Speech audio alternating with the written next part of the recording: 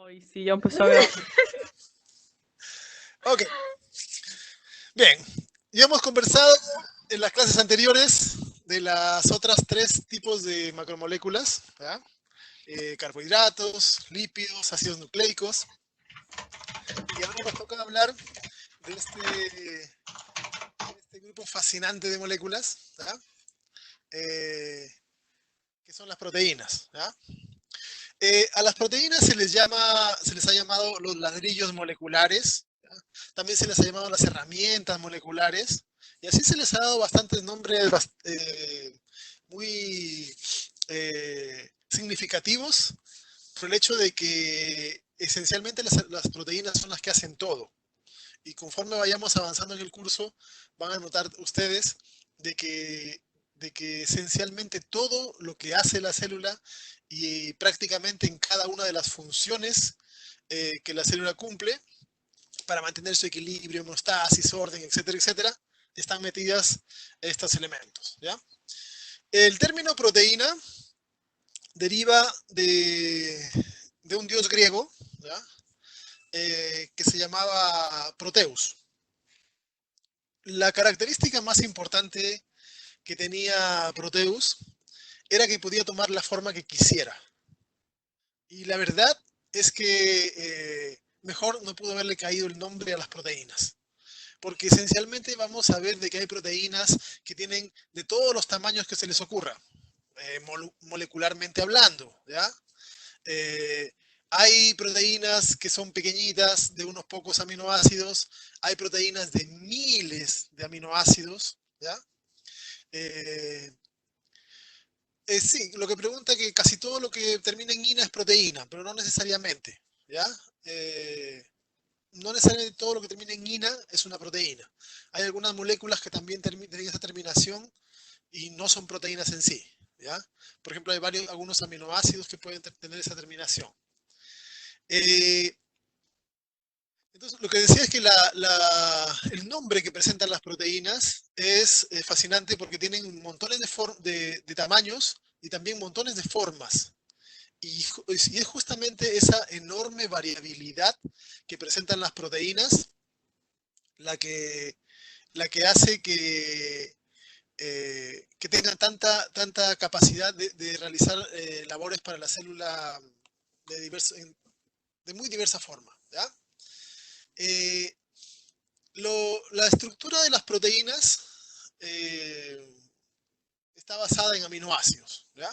Y los aminoácidos son moléculas orgánicas que tienen una composición definida para cierta parte de su estructura y una parte variable, que es lo que le da la diferencia a un aminoácido de otro, ¿ya? Se configuran a partir de un carbono, como todo lo que es orgánico, un carbono central, que se conoce como carbono alfa, ¿ya? Este se conoce como carbono alfa, o también se le llama carbono quiral, ¿ya? ¿Sí? Silencio, por fin. El micrófono. Profe, ¿me puede mutear usted? ¿Quiere preguntar algo? ¿O se le No, olvidó? no, yo no. Ya. Profe, yo tengo dudas. ¿Era carbono alfa o quiral? ¿Es lo mismo? Sí, el carbono central, el carbono central que presenta el aminoácido se llama carbono alfa, ¿ya? Carbono alfa o también se le llama carbono quiral. Eh, y a ese carbono se le unen cuatro cosas. Bueno, a los carbonos siempre se les unen cuatro cosas, pueden formar cuatro enlaces. Pero en este caso, tres de las cuatro cosas que se le unen son siempre las mismas, ¿ya? Son siempre las mismas. Un grupo amino, un grupo carboxilo, un hidrógeno. Esos tres grupos son siempre los mismos. Y de hecho, el hecho de que tenga un grupo amino y un grupo carboxilo es el que le da el nombre, el grupo amino y el grupo ácido, ¿ya? Y lo que diferencia a un aminoácido de otro viene a ser lo que se conoce como el grupo R o grupo lateral, ¿ya? Y este grupo R es el que le da las diferencias a un aminoácido de otro. Recuerden el tema de la variabilidad que hablábamos en otra clase, que es importante que sean diferentes, ¿ok? Eh, este, esta estructura, en realidad, cuando uno la puede observar, la realidad no está presente en un solo plano, sino que se dispone de una forma tetraédrica, ¿ya? Es decir, como una pirámide más o menos. Entonces, esa característica que presentan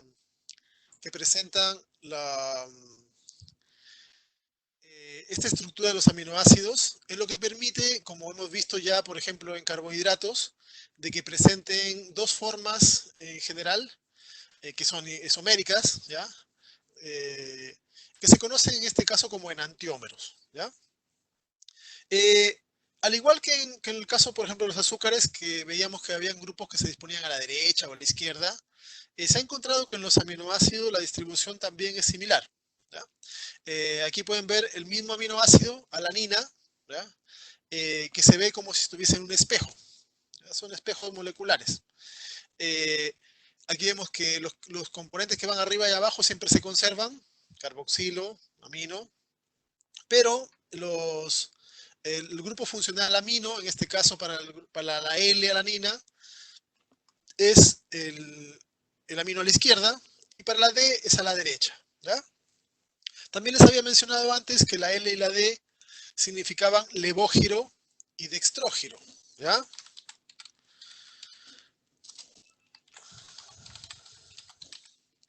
Esos son los nombres, los escribí en el chat. Ahora, esto fue descubierto hace un montón de tiempo atrás y los nombres que reciben tienen que ver con el hecho de que son capaces de girar la luz, ¿ya? No es que esté ubicado a la derecha, a la izquierda, sino que el término se refiere a que son capaces de girar la luz. Desde el punto de vista de la física, la luz es un elemento que tiene una dualidad, ¿ya? Se comporta como onda, se comporta como partícula. En este caso nos interesa su comportamiento como onda. Un rayo de luz tiene dos componentes de onda.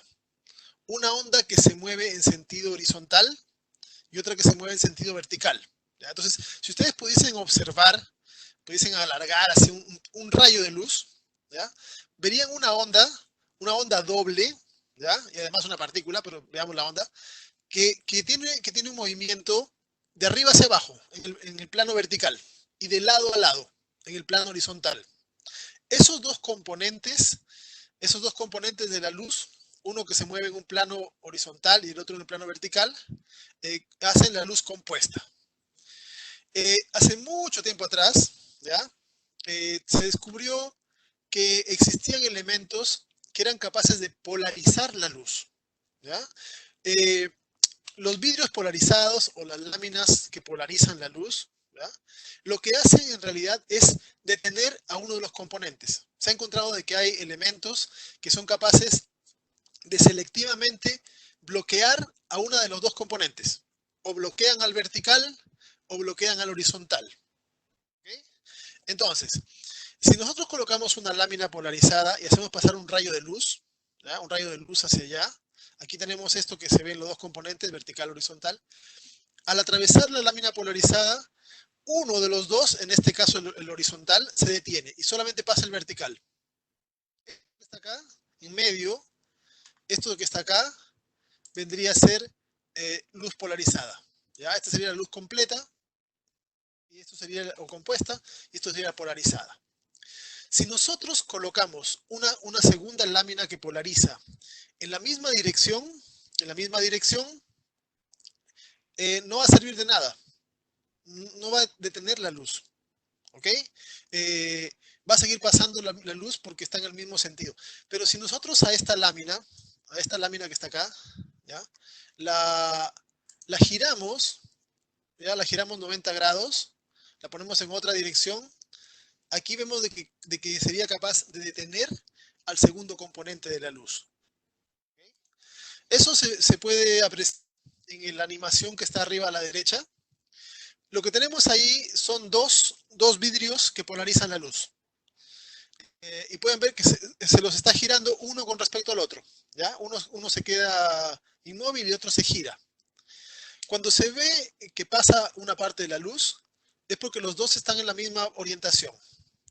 Y si lo giramos 90 grados, así como está abajo, vemos que ya no pasa la luz, porque los dos componentes se han detenido, ¿ya? El vertical y el horizontal.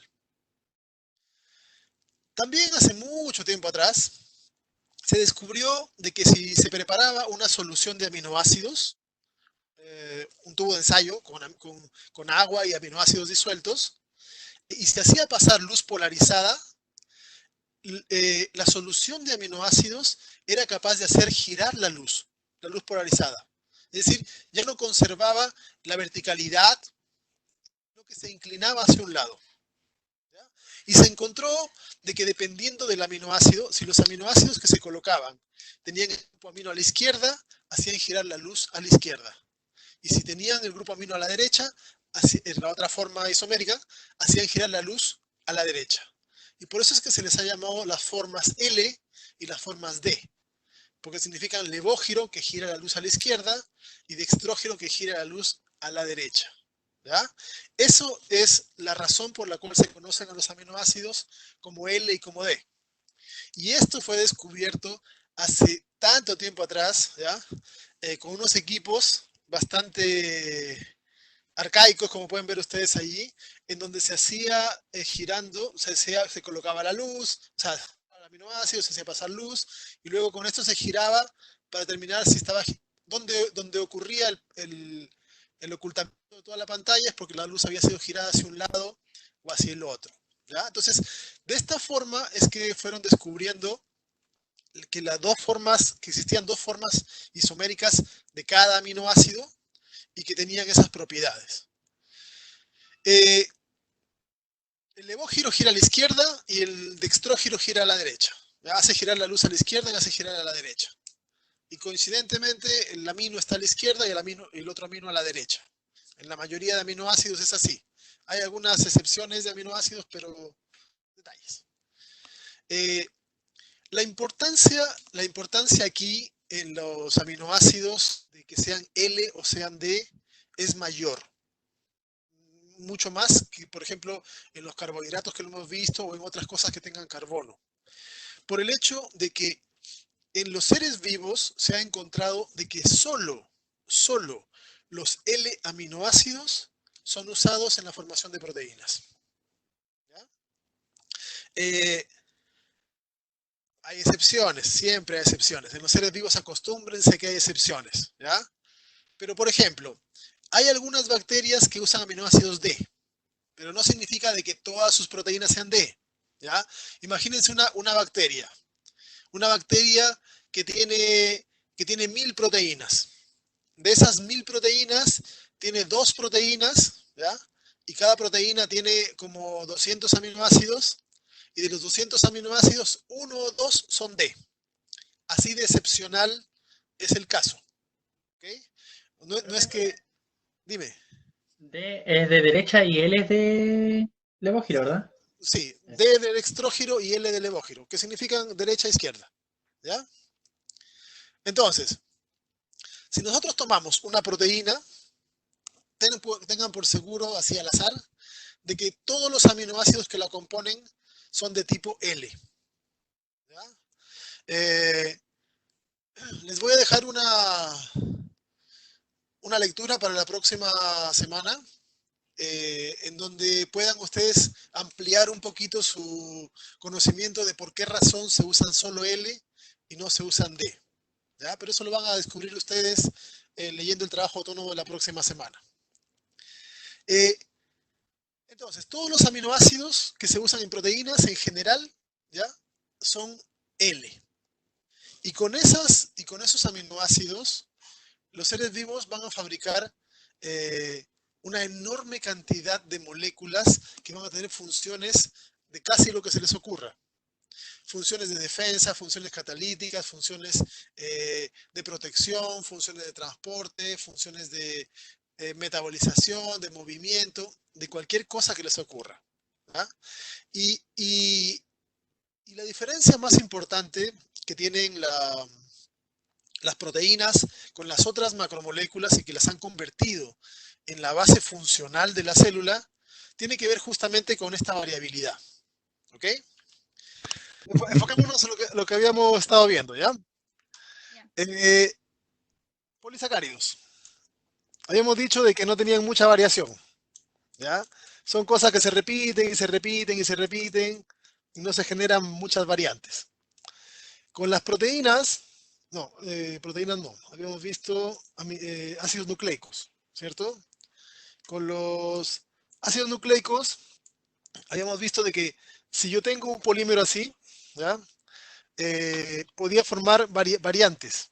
Entonces, habíamos quedado de que si yo tenía un polímero, por ejemplo, un RNA, que tuviese 5 nucleótidos, el número de diferentes combinaciones que podía conseguir era 1024, si no me equivoco. ¿Ok? Es decir, utilizando cuatro diferentes bases nitrogenadas, cada vez que yo le agregue un nucleótido a esta cadena, yo multiplico por 4 las variaciones. O sea, si tengo 6, serían como 5000 y así. O sea, 4000 y tanto y así. ¿Ok? Entonces, porque en los ácidos nucleicos se utilizan 4 variantes. Pero en las proteínas tenemos la peculiaridad de que ¿cuántos aminoácidos se utilizan? ¿Como 20 o no? 20, ¿ya? Entonces, Alanina, etcétera, etcétera, etcétera. ya. Entonces, aquí yo tengo 20 posibilidades diferentes de aminoácidos para la proteína. Aquí yo tengo otras 20. Entonces, un dipéptido, ¿cuántas diferentes combinaciones se pueden conseguir? 400. 400, ¿cierto? Y un tripéptido, 8000. 8000. Y un tetrapéptido, 1.600.000. Ah, ya está ahí otro nivel. Máquina.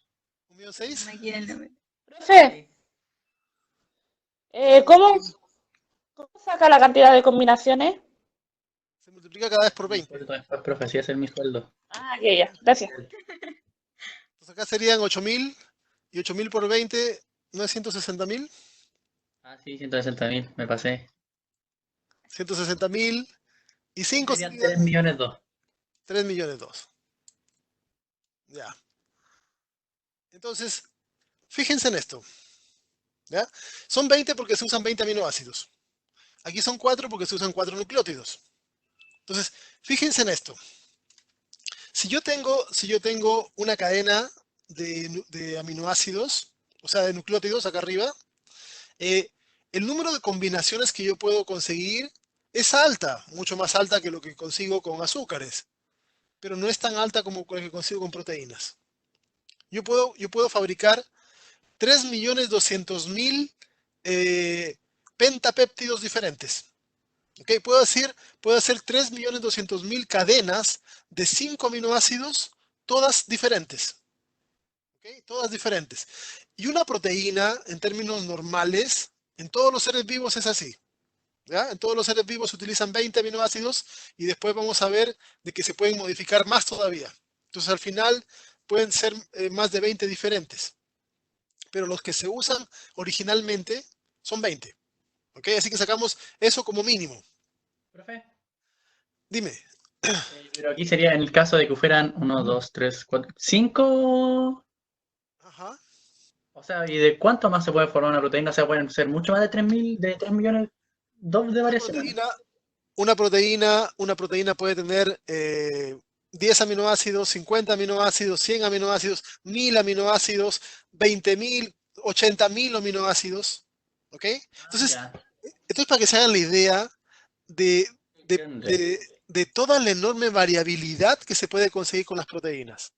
Saquen la cuenta hasta 10 si quieren para que vean el número diferente de que se pueden conseguir.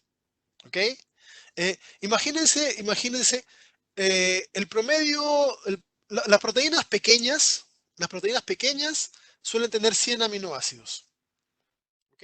Entonces, para que se hagan la idea de toda la enorme cantidad de proteínas que se pueden fabricar, diferentes. Y en la diferencia está la función. ¿Ok? Entonces, considerando esto, y considerando además de que las proteínas no son cadenas lineales, sino que se van a formar estructuras tridimensionales, no sorprende de que sean los elementos que han sido los que le dan todas las funciones a la célula, porque tienen mucha mayor variabilidad que cualquiera de las otras moléculas, por el hecho de que el número de monómeros que utilizan es mucho más alto. ¿Ya? Los lípidos ni siquiera forman polímeros. Los azúcares forman polímeros en donde todas las unidades se van repitiendo, es la misma, no hay variación, o se repiten de 2 en 2. Aquí tenemos en los ácidos nucleicos 4 variantes, y aquí tenemos en las proteínas, ¿ya? 20 variantes. ¿Okay? Entonces, esto es para que entiendan por qué las proteínas son tan particulares. Porque se pueden generar una mucha mayor cantidad de combinaciones, y en la combinación está la variación. ¿Ya? Y eso posibilita la capacidad de generar nuevas funciones celulares. ¿Ya? Entonces, esto quería que les quede claro para que entiendan por qué razón es que las proteínas tienen tanta importancia en la célula, y se relaciona esencialmente con las diferentes funciones que van a presentar, asociado a la variación que presenta.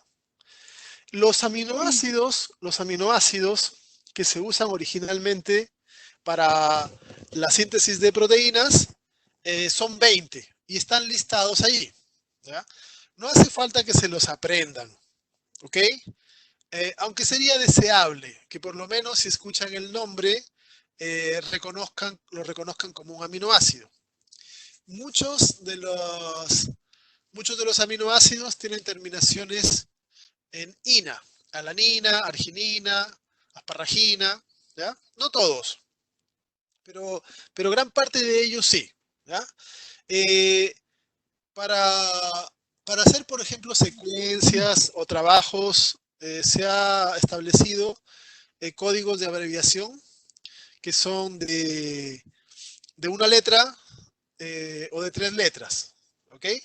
Tampoco hace falta que se los aprendan, si algún día los necesitan, para eso está Google, ¿ya? Pero sí hay unas cosas que tenemos que considerar de estos, ¿ya? El codón de término se llama codón de término. Son 3 diferentes codones de término en general, pero hay variantes en los seres vivos. En el próximo semestre vamos a hablar un poco más acerca de lo que son codones de término, y en el tercer semestre vamos a hablar ya con detalle de cómo se genera el proceso de expresión génica. Las secuencias. Las secuencias son la correlación entre los nucleótidos y los aminoácidos, que se conoce como código genético. Y las secuencias de los codones de término son UAA, UAG y UGA. ¿Ya? Pero no vamos a entrar en ese detalle todavía. ¿Ya? Habíamos dicho que una de las características de los aminoácidos es que presentaban un carbono central al cual se le unían 3 cosas, siempre las mismas, y la diferencia estaba en el grupo R. ¿Ok? Y la diferencia del grupo R es lo que permite hacer una de las formas de clasificación de aminoácidos. En base al grupo R, yo puedo clasificar los aminoácidos como no polares, como polares, y dentro de esta clasificación se puede hacer una subclasificación mayor todavía, ¿ya? Aquí quiero aclarar algo, ¿ya? No existen aminoácidos no polares, ¿ok? Cuando uno habla de aminoácidos no polares, no se refiere a que el aminoácido sea no polar, se refiere a que la cadena lateral del aminoácido es no polar, ¿ok? Porque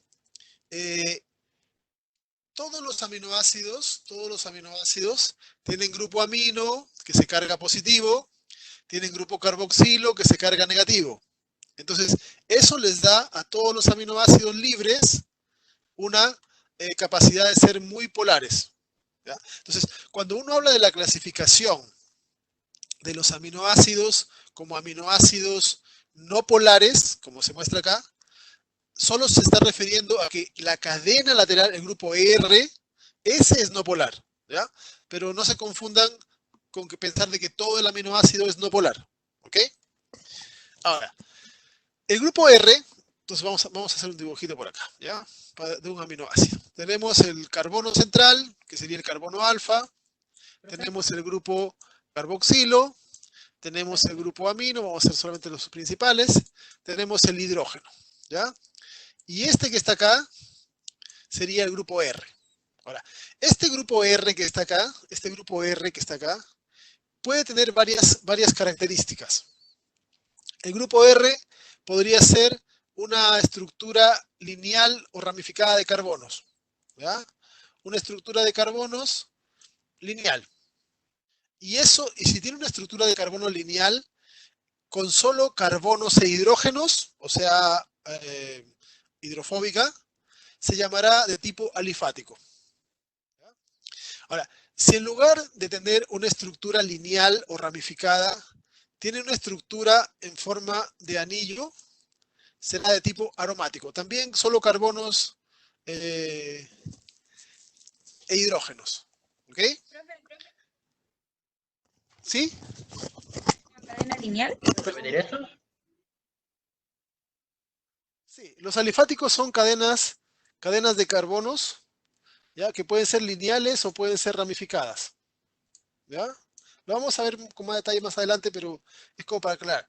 Los aromáticos son los que tienen anillos, ¿ya? Un anillo de carbonos. Aquí en estos dos grupos abunda carbono y abunda hidrógeno. ¿Ok? Porque recuerden que son no polares y estos dos no forman puentes. En los polares podemos encontrar por su parte el grupo R, esta cosa que se une acá, van a ser con carga o sin carga. ¿Okay? Los que son sin carga son los que forman puentes. Forman puentes con el agua o con otras cosas, pero sin cargarse. Entonces, aquí vamos a ver de que existen elementos que tienen grupos OH, el OH espelar, y también los que tienen grupos SH. ¿Ya? Estos dos son, pero sin carga.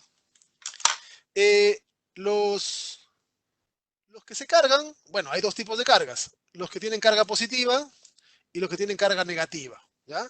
Los que tienen carga positiva, ¿qué grupos tendrán? Amino, ¿no? Amino. Los aminos se cargan positivo. ¿Y los que se cargan negativo, qué grupo tendrán? No sé. ¿El que le digo? Carboxilo. ¿Ya? Carboxilo. ¿Ok? ¿Esos eran los ácidos? Los ácidos, ¿cómo se Los llaman? ácidos. Estos son los ácidos y estos son las bases. ¿Ya? Entonces, de manera general, los aminoácidos se van a clasificar de acuerdo a cómo es su grupo R. Si el grupo R es no polar y es lineal o ramificado, alifático. Si es no polar y tiene anillo, aromático. Y si es polar, puede ser con carga positiva o negativa, o sin carga, que tendrá grupos OH o SH. ¿Ya? Lo que sí quiero que quede claro acá es que la clasificación de los aminoácidos es absolutamente imperfecta. ¿Ok? Porque en realidad, los aminoácidos tienen, cada uno de ellos, tienen características diferentes. Porque la gracia de usar un aminoácido diferente es que le aporte algo diferente a la proteína. ¿Ok? Si yo tengo dos aminoácidos que tienen una estructura diferente, pero su polaridad y su funcionalidad va a ser la misma, exacta, no le aportan ninguna funcionalidad diferente a la proteína. ¿Ok? Entonces, por ejemplo, vamos a encontrar que dentro de los aromáticos hay uno que en realidad sí tiene polaridad. ¿Ya? O por ejemplo, dentro de los que se cargan positivamente, en teoría, hay uno que en realidad no se carga a pH neutro. ¿Ok? Entonces, vamos a encontrar algunos que tienen diferencia y que no calzan exactamente. Pero esta clasificación que se ha hecho es la clasificación lo más cercana posible a poder ordenarlos. Pero en realidad tienen que considerar ustedes que cada aminoácido es diferente y el aporte que le haga la proteína va a ser diferente. Y en eso está la gracia de que los aminoácidos sean diferentes. Para que si se usa uno o se usa otro, la funcionalidad de la proteína vaya variando, ¿ya? Entonces, el tema de la variabilidad en los seres vivos es importante, porque tener moléculas diferentes significa poder adquirir funciones nuevas, diferentes.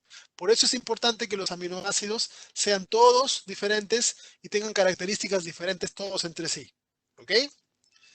Bien.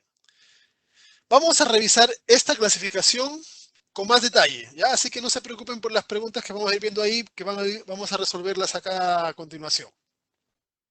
Empecemos por los aminoácidos no polares alifáticos, ¿ya? En este grupo vamos a encontrar aminoácidos que tienen cadenas ramificadas, ¿ya? Y apolares, ¿ok? Primero fíjense en el detalle de arriba, ¿ya? Aquí tenemos toda la parte común a todos los aminoácidos. Carbono central, amino, carboxilo, hidrógeno. Carbono central, amino, carboxilo, hidrógeno. Y todo se repite lo mismo. Toda la estructura superior es esencialmente la misma para todos. Varía lo que está resaltado en rosado, ¿ya? Que sería el grupo R. ¿Okay? Y si ustedes se fijan en este grupo R, esencialmente van a encontrar carbonos e hidrógeno. Y recuerden, ni el carbono ni los hidrógenos forman puentes. Entonces, por esa razón, esto se los considera apolares, ¿ya? Apolares, y en este caso, como sus cadenas son lineales o son ramificadas, ¿así? Se los llama alifáticos, ¿ya? Vamos a destacar algunos que tienen peculiaridades. La glicina. La glicina, desde el punto de vista químico estricto, no es un aminoácido, porque por definición un aminoácido es el que tiene unido 4 cosas diferentes. Y aquí vemos de que la glicina tiene 2 hidrógenos, ¿ya? Entonces, según eso, según el punto de vista químico, esto no sería un aminoácido. A la célula le importa poco y lo usa igual como aminoácido en proteínas, ¿ya? Entonces, desde el punto de vista funcional, sirve como aminoácido. Y es el más sencillo de todos, y su grupo R sería simplemente un hidrógeno. ¿Okay? La alanina tiene solo un metilo, CH3, ¿ya? La prolina también es diferente. La prolina es un aminoácido en donde no solamente el carbono central está unido al grupo R, al grupo lateral, sino que además ese grupo se cierra, forma un anillo y se une al grupo amino, ¿ya? Entonces, y eso genera que exista una curvatura diferente ya. Esta curvatura diferente hace que la prolina sea utilizada en las proteínas en las zonas donde tiene que girar la cadena. ¿Ya? La vamos a encontrar después más adelante cuando vemos estructura. Cómo es que esta cadena este aminoácido facilita que en las proteínas tridimensionalmente formen unos giros. ¿Ok? La valina, una pequeña ramificación. La leucina se aumenta un poquito más grande la cadena. La isoleucina, en vez de ramificarse al final, se ramifica más cerca de la base. Pequeñas variantes. La metionina también es otro aminoácido que es peculiar porque tiene azufre, ¿ya? Ahora, el azufre es polar, pero bajo estas condiciones en las que está unido a carbono-carbono, su polaridad es baja, ¿okay? Pero tiene algo de polaridad. Entonces en rigor, este aminoácido no debiera estar en este grupo, ¿okay? Porque tiene algo de polaridad. Pero como les decía, la clasificación que se ha hecho es lo mejor posible, considerando que todos tienen características diferentes. El segundo grupo de aminoácidos serían los aminoácidos aromáticos, ¿ya? Aromáticos. Bueno, se llaman aromáticos porque tienen aroma. ¿Ok? Porque tienen aroma, porque tienen olor. Si ustedes preparan una solución, colocan agua y disuelven en esa agua alguno de estos aminoácidos, tienen un aroma. No es el mejor aroma del mundo, no es el más agradable, pero tienen aroma. En cambio, los otros, disueltos en agua, no se sienten que tengan aroma, ¿ya? ¿Por qué tienen aroma? Porque forman estructuras anilladas, ¿ya? Y en química van a aprender ustedes que en general las estructuras que son anilladas hacen dos cosas. Suelen interactuar con nuestros receptores, con lo cual percibimos que tienen un aroma, ¿ya?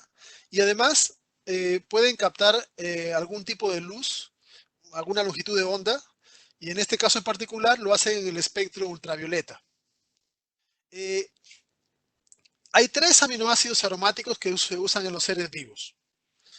La fenilalanina, la tirosina y el triptófano. ¿Ok? El triptófano es el aminoácido más grande de todos. ¿Ok? Fíjense la peculiaridad que tiene acá la tirosina. ¿Ven? Tiene un OH. Tiene un OH. Y el OH es polar. ¿Ok? Entonces, en realidad, este aminoácido no debiera estar clasificado acá. Porque si bien es cierto que tiene un anillo muy apolar, también tiene un OH que es polar. ¿Ok? Sin embargo, se lo ha colocado acá por las semejanzas que tiene con las otras estructuras. Porque absorbe la luz, porque se deriva de la fenilalanina, etc. ¿Ok? Entonces, en realidad, en la célula es importante estas diferencias. Porque si en la célula se usa fenilalanina en una proteína, va a generar una estructura grande, este anillo es grande, apolar. Pero si yo uso esto, va a generar 2 zonas, una zona de apolaridad y una pequeña zona de polaridad. ¿Okay? Entonces, eso genera diferencias en las características de las moléculas. ¿Ya? El triptófano es un aminoácido que tiene doble anillo. ¿Okay? Tiene nitrógeno también, pero está tan rodeado de carbonos que su polaridad en el caso es muy baja. ¿Ya? Estos serían los aminoácidos apolares. ¿Ya? Recuerden, la polaridad no es igual en todos los aminoácidos. El hecho de que uno diga que son apolares no significa que son todos igualmente apolares. Hay algunos que son más apolares que otros. ¿Ya? Y esa es la gracia de tener variantes. El otro grupo de aminoácidos son los aminoácidos polares. ¿Ya? Y dentro de los polares, primero teníamos los aminoácidos sin carga. Los aminoácidos sin carga tenían grupos OH y SH. Tenemos 3 de estos. ¿Ven? La serina tiene un CH2 y un OH. La treonina tiene 2 carbonos y un OH. ¿Ya? Y la cisteína tiene un SH. Entonces, como aquí tiene un grupito pequeño apolar, el OH le da alta polaridad. ¿Ya? Comparando así de lo que hemos estado conversando, entre la serina y la treonina, los dos son polares, porque los dos tienen OH. ¿Cuál de los dos será más polar?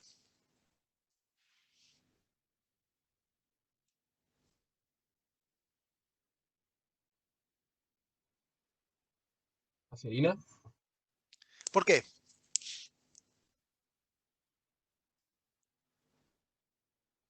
Porque está unida a un carbono primario. ¿Ya? Puede ser la serina porque el hidrógeno que está al lado del oxígeno tiene mayor facilidad como de soltarlo. Y quería con carga negativa. No, estos de acá, recuerden, estos son polares. ¿Ya? Polares. Cuando yo digo que son polares, me refiero a que estos pueden formar puentes de hidrógeno. Esto forma puentes, el oxígeno forma puente. ¿Ya? Eso es polar. Pero no tiene carga porque no se ioniza. Esa es la diferencia. ¿Ok? Entonces, Sería la serina porque puede presentar puentes de hidrógeno con... Ah, no, ahora también, pues. No, no sé.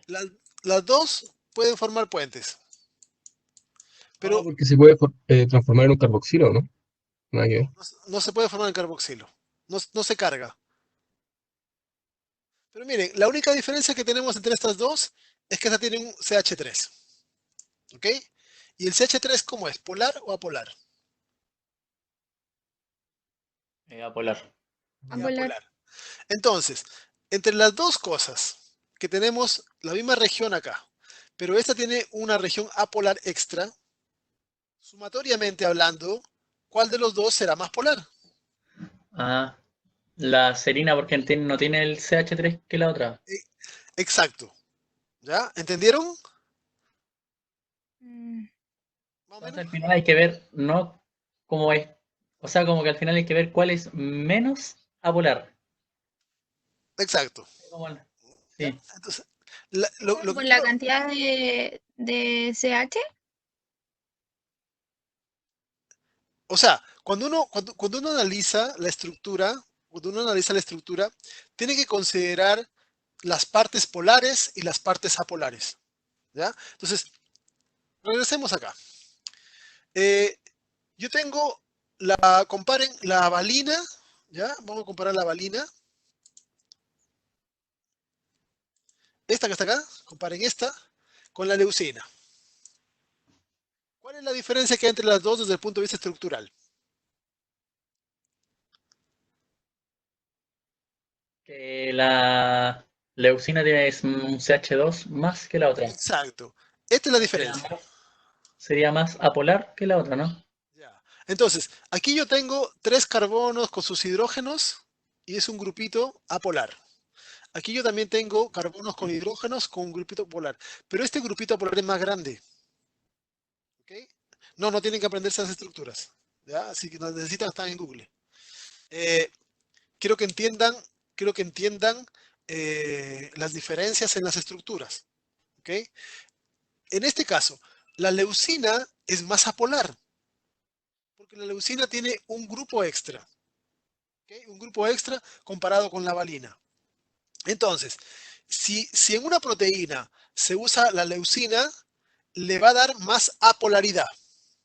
Si se usa la valina, también le da polaridad, pero un poquito menos que la que le da la leucina. Y esa es la gracia en la diferencia cuando se usan aminoácidos en las proteínas, que es lo que le van aportando cada uno de ellos. ¿Ok? En el caso de la serina y treonina, los dos aminoácidos tienen ambos una zona, una zona polar, una zona polar y una zona apolar. ¿Ok? Pero se los considera que ambos son polares, porque lo H es bastante polar.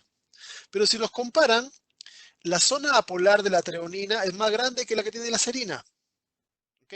Entonces, a pesar de que los dos son polares, comparativamente hablando, este va a ser un poco más polar que este. ¿Se entiende la idea?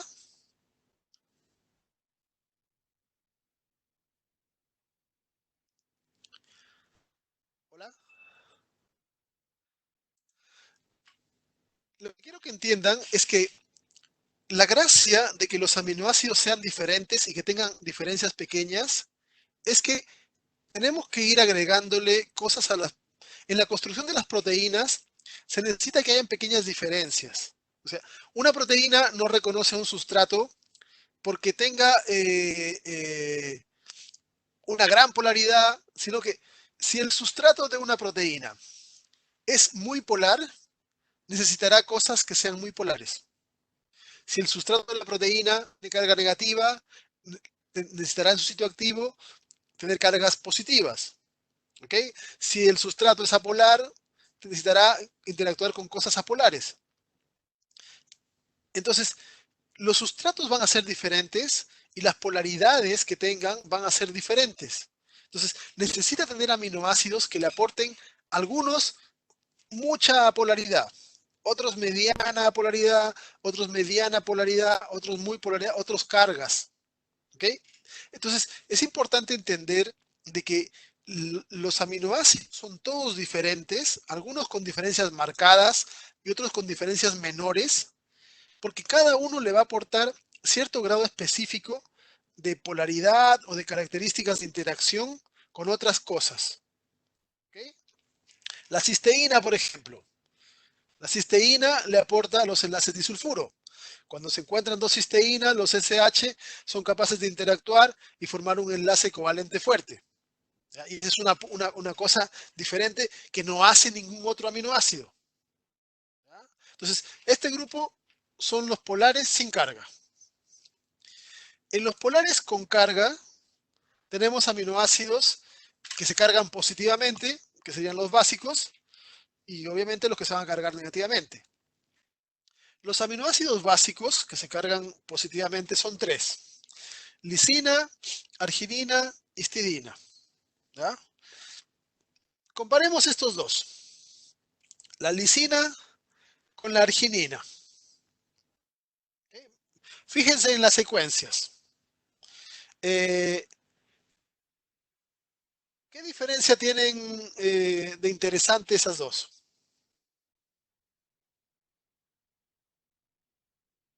¿Cuál? ¿La lisina y cuál más? La lisina y la arginina. La lisina y la arginina. ¿El CH2 de abajo también es positivo? ¿Cuál De es la el CH2? arginina. ¿Tiene dos NH2? No, solamente tiene una carga. Una.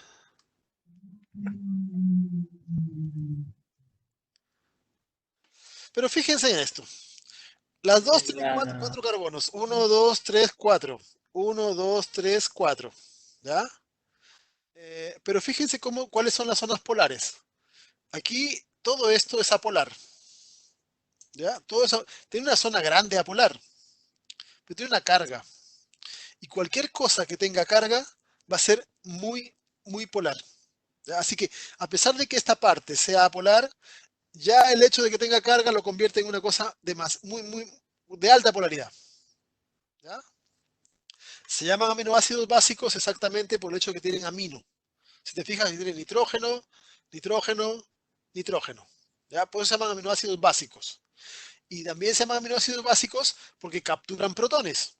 Y al capturar protones quedan con carga positiva. ¿Ya?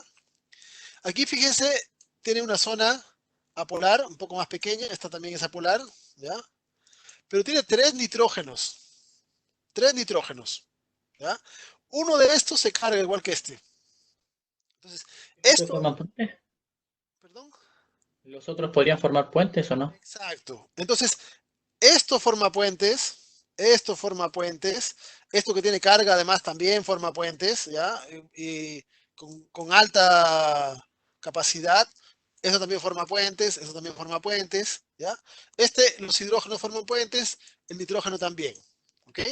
Pero, pero si comparamos, esta estructura que está acá tiene una gran polaridad, mucho más alta que esta, ¿ya? Mucho más alta que esta. Esta que está acá tiene nitrógeno, nitrógeno, tiene nitrógeno con hidrógenos, forman puentes esas partes. Ahora, la histidina está considerada un aminoácido básico, con lo cual debería tener carga, pero a pH neutro no se carga. ¿Ya? Entonces, por eso les decía al principio que la clasificación de aminoácidos que se ha hecho es una clasificación imperfecta, pero que trata de acercar lo más posible los aminoácidos a quienes más se parecen. ¿Ok? Y estos todos tienen nitrógeno. Todos tienen nitrógeno. Por eso se los ha considerado dentro de este grupo. ¿Ya? Pero las diferencias en la estructura que presentan son las que le dan diferencias en la funcionalidad, en la capacidad de poder interactuar con otras cosas, que es con lo que tienen que hacer esencialmente las proteínas. ¿Ya? Sí, la clase la voy a subir. Estos son los aminoácidos básicos. En teoría, todos deben tener carga positiva. En la práctica, la histidina a pH neutro no se carga. ¿Ya? Y el último grupo de aminoácidos son los aminoácidos ácidos. ¿Ya? Los aminoácidos ácidos tienen en su estructura carboxilo. ¿Ya? También pueden ver la diferencia. Aspartato, glutamato. Aquí tiene solamente un metilo, aquí tiene 2. ¿Ya? Pero los dos, como se cargan, son elementos que tienen una alta polaridad. ¿Ok? como pierden un protón, se consideran aminoácidos ácidos. ¿Ya? También se le llama a este aspartato o ácido aspartico, y a este glutamato o ácido glutámico. ¿Ya? Asociados a estos dos aminoácidos, hay otros dos que se llaman las amidas. ¿Ya? Amida. El grupo amida es este grupo que está acá. ¿Ya? Este grupo que está acá. Vaya nomás. El grupo carboxilo es este. Carbono, doble enlace oxígeno, y aquí tenemos OH. ¿Ya? Ese es el carboxilo, el que está acá. ¿Ya? Del grupo ácido, que después pierde el hidrógeno y se queda como con carga negativa. ¿Ya? Pero a veces hay enzimas que toman a todo esto y lo reemplazan. Entonces, el OH se lo lleva a la enzima, se lo une a otra cosa, lo cambia, y en su lugar le coloca un grupo amino. N,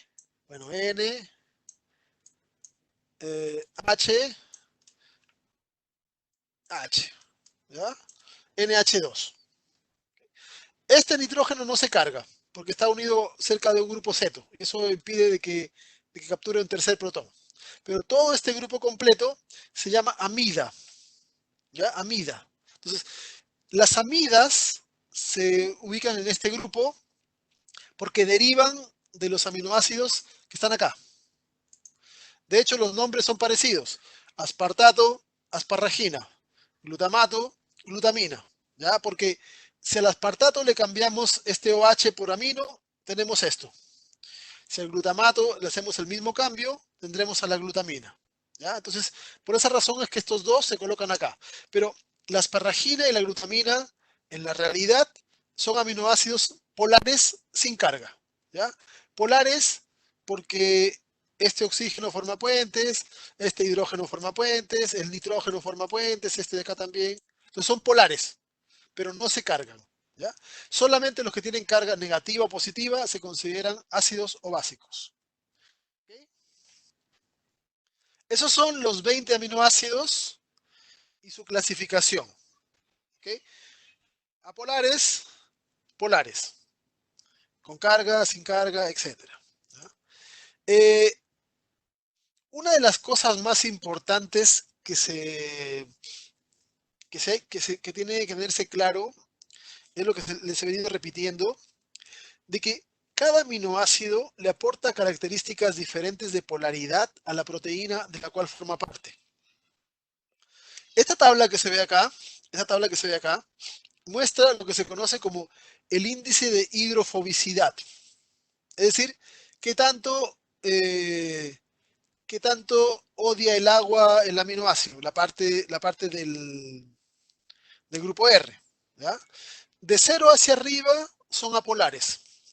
De 0 hacia abajo son polares. ¿Ok? Y aquí podemos encontrar que esto que está abajo son la lista de los aminoácidos. ¿Ya? Estas letras que ven acá son el código de aminoácidos de una letra. Por ejemplo, la R es arginina, ¿ya? La E es glutamato, la D es aspartato, ¿ya? La K es lisina, etcétera, ¿ya? Por aquí tenemos el triptófano, la fenilalanina, etcétera, ¿ok? Y fíjense ustedes, todos los aminoácidos tienen diferencias en su grado de polaridad. El aminoácido más apolar de todos, el que menos le gusta el agua, es el triptófano. ¿Ya? Después están los aromáticos, la fenilalanina, la isoleucina, etc. ¿Ya? Aquí están los más polares. La arginina, carga positiva. Glutamato, aspartato, cargas negativas. ¿Ya? Algunos sin cargas. Entonces, la gracia de que todos los aminoácidos sean diferentes es que si se necesita construir una proteína que se una a algo que es muy apolar, pues se usarán zonas de aminoácidos muy apolares. si lo que tiene que pegarse la proteína, una enzima, por ejemplo, es un sustrato que es medianamente apolar, se usarán aminoácidos de este tipo de acá. Si es un poquito polar, si tiene carga positiva, si tiene carga negativa, y esa es la gracia de que los 20 aminoácidos sean diferentes. ¿Ya? Entonces, por eso es que es complicado el tema de la clasificación. Porque si bien se los ha clasificado en grupos, ¿ya? No siempre cumplen con todas las características del grupo que uno ha estado considerando. ¿Ya? Entonces ahí podemos ver cómo cada uno de los aminoácidos tiene grados diversos de polaridad. Y tenemos aminoácidos muy polares hasta aminoácidos muy apolares. ¿Ya? Ok.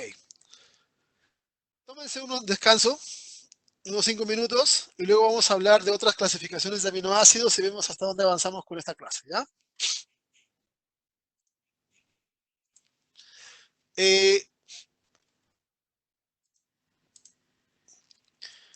Lo que hemos visto es una clasificación de aminoácidos, que es en base a cómo es su grupo R.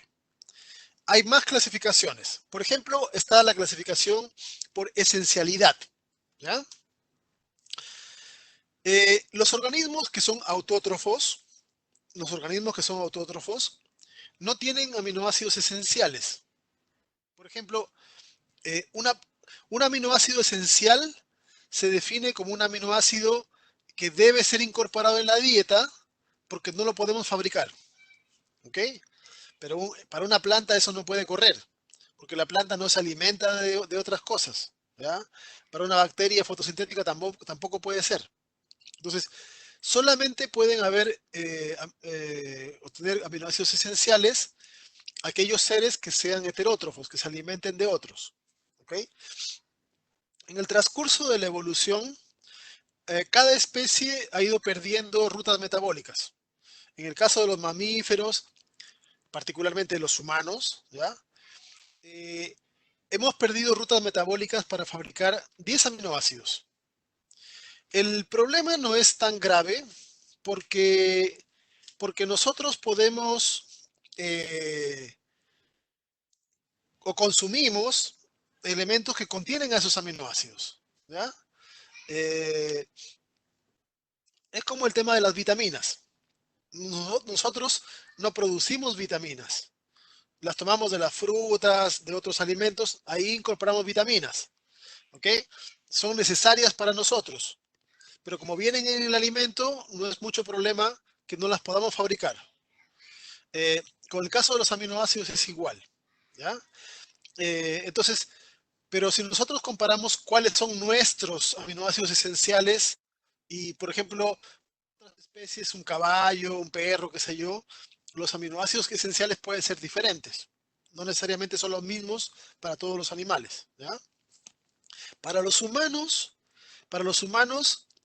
tenemos enzimas para fabricar 11 aminoácidos, ¿ya? Pero hay 10 que se consideran esenciales, ¿ya? Porque para treonina, lisina, triptófano, todo lo que está ahí, nosotros no tenemos enzimas. Hemos perdido los genes evolutivamente hace hartas especies atrás y no podemos fabricarlos. ¿Ok? Pero, por ejemplo, para la histidina sí tenemos los genes. Pero esos genes no se expresan hasta que no alcanzamos la madurez. ¿Ya? Entonces, para un niño, la histidina es esencial, tiene que estar en su dieta. Para un adulto no, porque un adulto puede fabricarlas desde azúcares. ¿Ya? No necesito que se aprendan cuáles son los aminoácidos esenciales y cuáles no. ¿Ya? No, en general no soy de que se aprendan cosas memorísticas de este tipo. Me interesa que sepan por qué.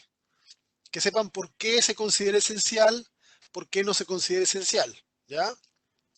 Hay algunos que se consideran como pseudo esenciales, ¿ya?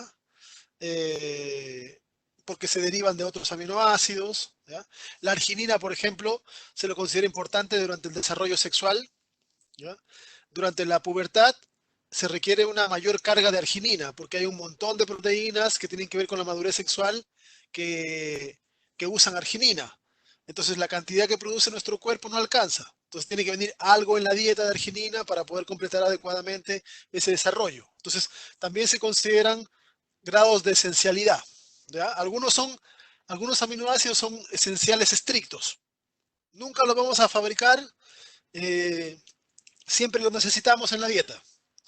Hay otros que por épocas pueden ser parcialmente esenciales, parcialmente necesarios en la dieta, ¿ya? Es otra forma de clasificar aminoácidos. Otra forma más de clasificar aminoácidos es por su participación en el metabolismo. Bueno, deben saber de que cuando uno está en ayuno, ¿ya? Nuestros tejidos utilizan las reservas para poder mantenerse, ¿ok? Lo que más tenemos de reservas son grasas, así que nuestros tejidos empiezan a degradar grasas para mantenernos toda la época en que uno no esté alimentándose, todo un ayuno dure lo que dure, ¿ya? Pero además, también deben saber, por ejemplo, de que cuando el ayuno se prolonga varios días, de diversos tejidos empezamos a degradar proteínas para usar esos aminoácidos como energía. El músculo es uno de los que aporta proteínas en ese sentido. El intestino también aporta proteínas, ¿ya? Pero aquí hay una diferencia. Los aminoácidos en sí, como tal, no son usados directamente en los tejidos para generar energía, sino que hay que transformarlos en otras moléculas que sí tienen utilidad. ¿En qué moléculas? Son en glucosa o en un tipo de lípidos que se llaman cuerpos cetónicos. ¿Ok? Entonces, si estamos en ayuno, si nuestro cuerpo necesita degradar proteínas y usar los aminoácidos como energía, a un grupo de aminoácidos en el hígado van a ser transformados hasta glucosa. Y esos se llamarán glucogénicos. ¿Ok? Otro grupo de aminoácidos que van a ser transformados hasta cuerpos cetónicos y se llamarán cetogénicos. ¿Ok? Y hay otro grupo, un grupo en donde estos son aminoácidos grandes en general. Una parte de la molécula del aminoácido va a ser transformada en glucosa y otra parte en cuerpo cetónico. Y esos aportan ambas rutas, ¿ya? ¿Y que se transformaban los cetogénicos? En cuerpos cetónicos. Así se llaman esas moléculas, ¿ya? Los cuerpos cetónicos son lípidos pequeños que sirven como energía a los tejidos durante el ayuno. Está el hidroxibutirato, el acetoacetato, son lípidos cortos que le sirven al corazón, al cerebro, etcétera, en ayuno, ¿ya?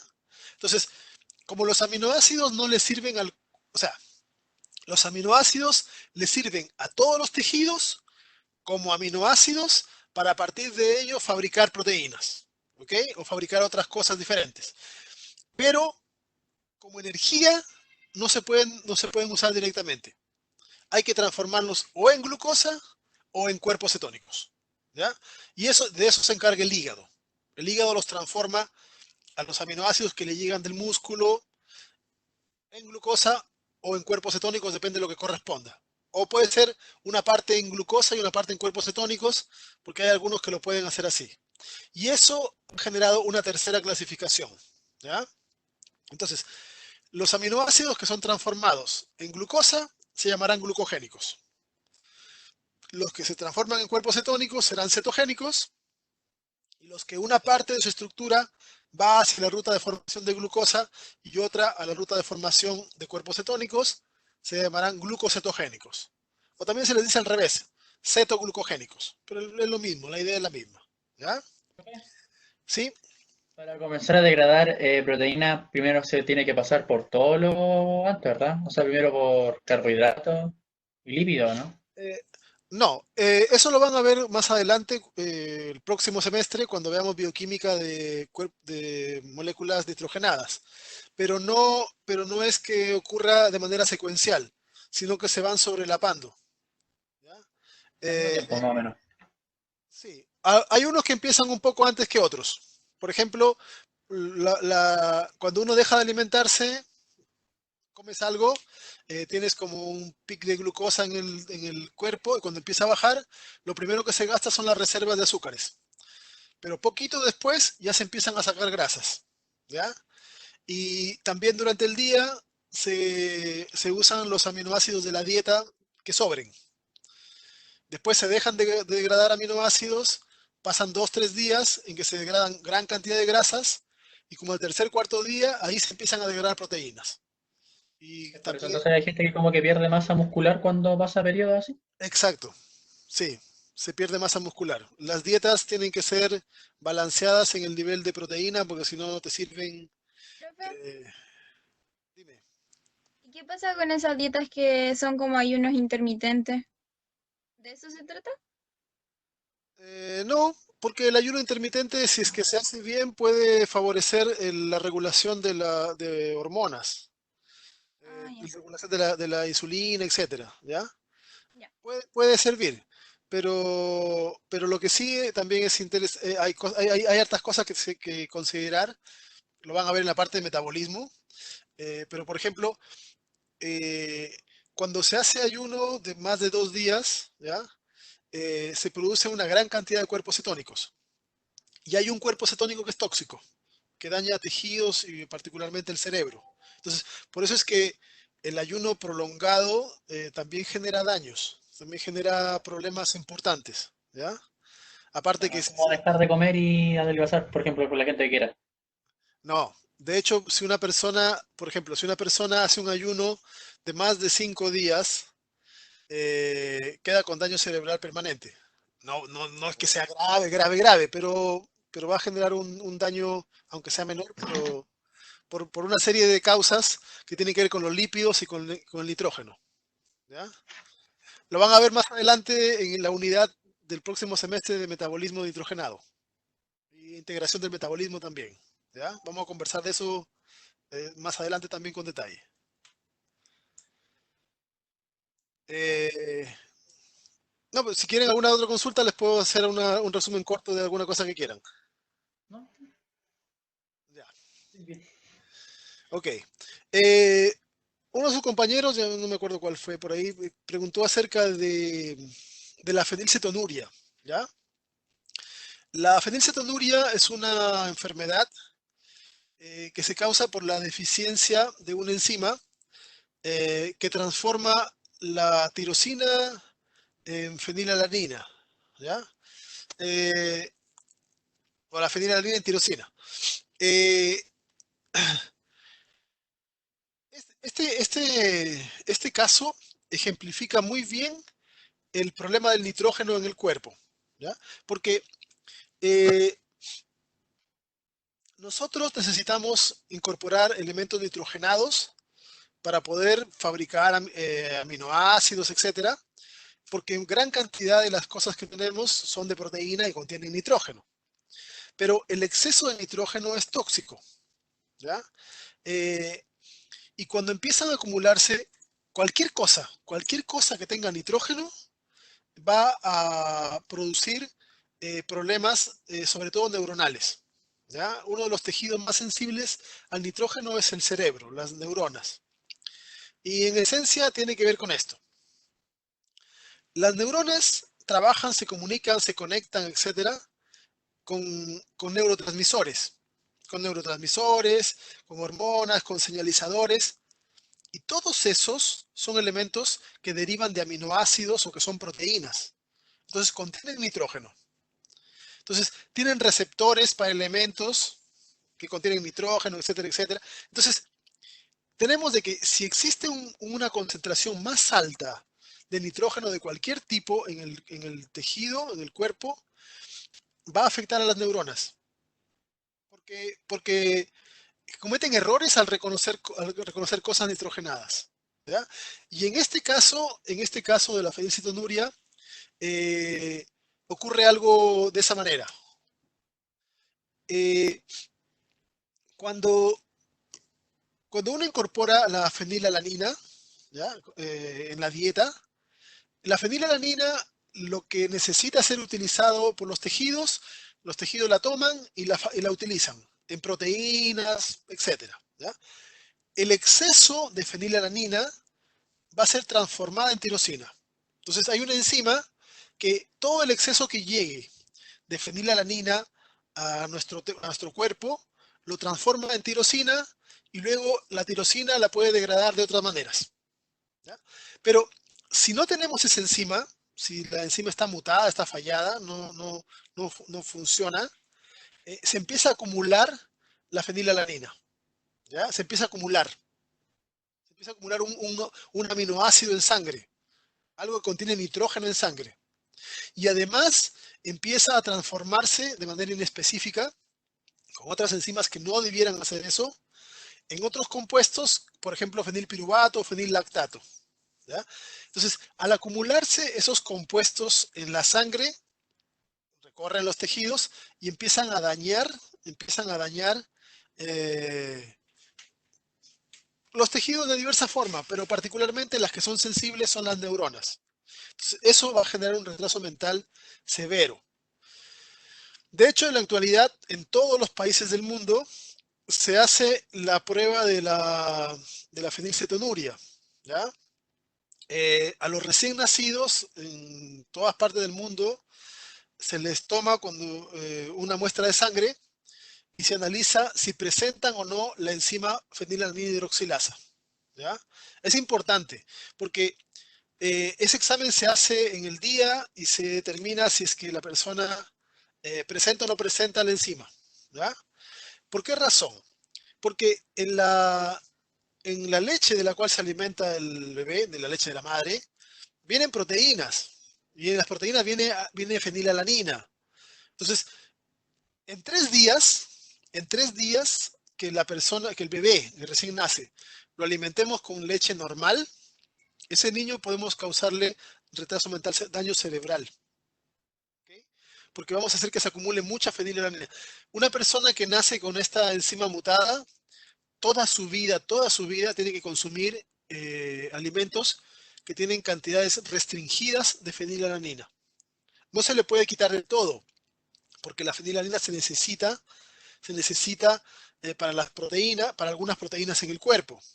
Pero si le damos más de lo normal, le estamos causando problemas neuronales, ¿ya? Entonces, este es un ejemplo de cómo se requiere un equilibrio, ¿ya? En este caso mucho más estricto, porque el equilibrio se conseguía normalmente con el cuerpo, con una enzima que el exceso de fenilalanina lo transforma en otra cosa, y ahí se metaboliza. Pero si no hay ese mecanismo de regulación, al acumularse en exceso un aminoácido, estamos generando un problema muy severo, ¿ya? Eso es el tema de la fenilalanina. Y por esa razón es que no la puedan consumir los fenilcetonúricos, sino que tiene que estar restringida, ¿ya? Restringida significa en cantidades muy bajas para que solamente sea usada en los tejidos que requieran fabricar proteínas con fenilalanina, pero que no se acumule en el cuerpo, ¿ya? ¿Entendieron?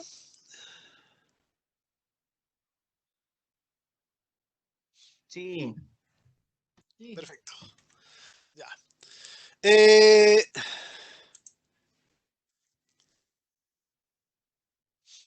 Nos vamos a quedar allí, ¿ya? Porque necesito de que estén concentrados para lo que viene de clase, ¿ya?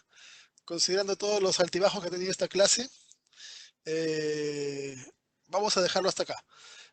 Aprovechen este ratito que queda por si quieren hacer consultas, dudas o comentar algunas cosas acerca de, no sé, laboratorios, talleres, trabajos, cualquier duda que les haya surgido en estas semanas.